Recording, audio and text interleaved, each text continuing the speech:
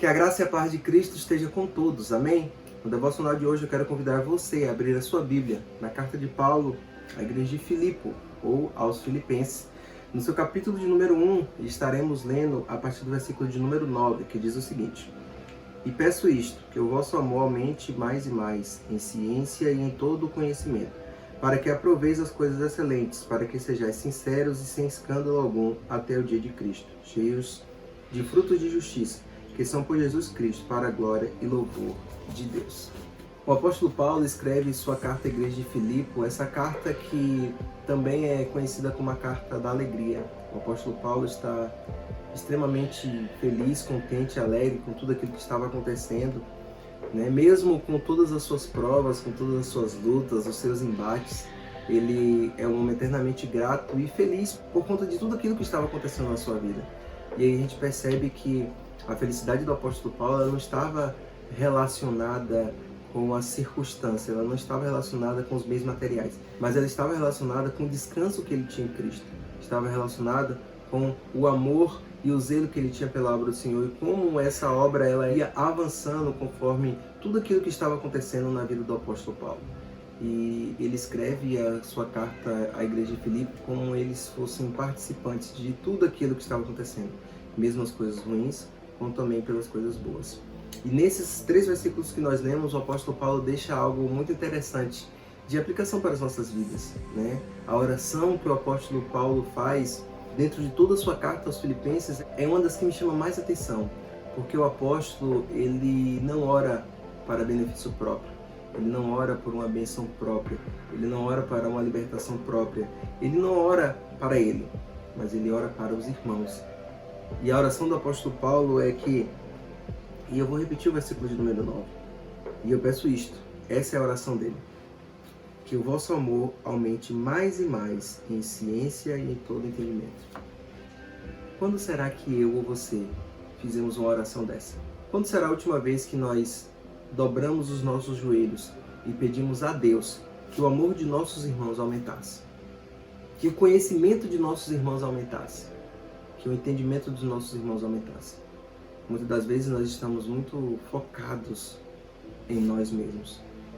Nós ajoelhamos e oramos e pedimos que Deus abençoe os nossos irmãos, que Deus cure, que Deus salve, que Deus liberte, e já é o suficiente.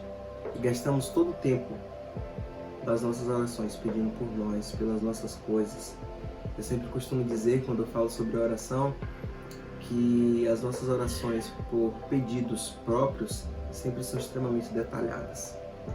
Nós podemos passar horas orando, pedindo coisas que nós queremos, mas às vezes nós não gastamos minutos orando, pedindo perdão pelos nossos pecados, ou orando, pedindo uma bênção sobre a vida dos nossos irmãos. São poucas as pessoas que gastam o seu tempo orando pelos outros. E a palavra de Deus ela nos ensina a orarmos uns pelos outros.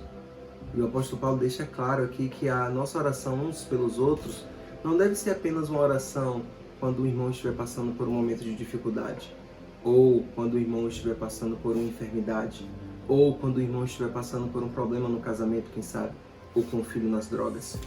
Esse não é o único motivo ou a única situação que você deve orar pelos seus próximos. O apóstolo Paulo, ele estava orando para que o amor dos irmãos aumentasse. Ele estava orando para que o entendimento dos irmãos aumentasse. E ele continua no versículo de número 10. Para que aproveis as coisas excelentes, para que sejais sinceros e sem escândalo algum até o dia de Cristo. Ele não apenas orava para que o amor crescesse, mas ele orava para que os irmãos permanecessem firmes, para que os irmãos continuassem a labuta que eles estavam vivendo, que eles estavam passando, e que eles permanecessem firmes até o dia do Senhor. O apóstolo Paulo aqui, ele estava orando pela salvação daqueles irmãos.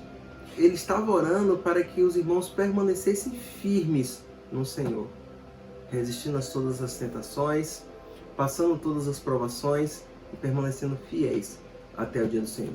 E ele finaliza a sua oração dizendo: cheios de frutos de justiça, que são por Jesus Cristo, para a glória e louvor de Deus.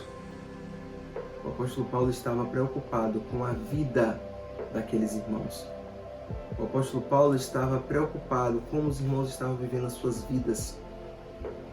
Será que eles estavam cheios de amor? Será que eles estavam demonstrando os frutos de justiça?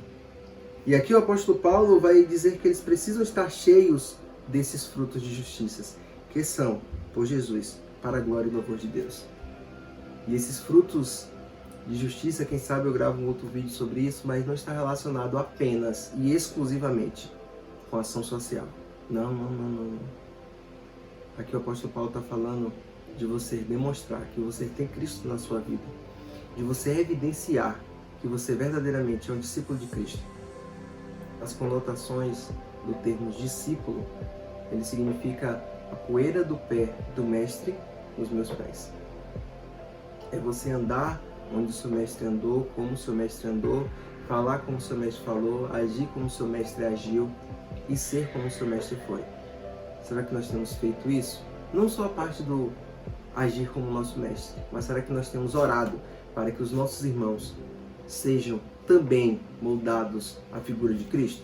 Será que nós temos orado pelos nossos irmãos para que o amor seja abundante nas vidas deles? Será que nós temos feito isso? Essa é a reflexão que eu quero trazer, principalmente para mim e para você que está assistindo esse vídeo. Que Deus em Cristo os abençoe.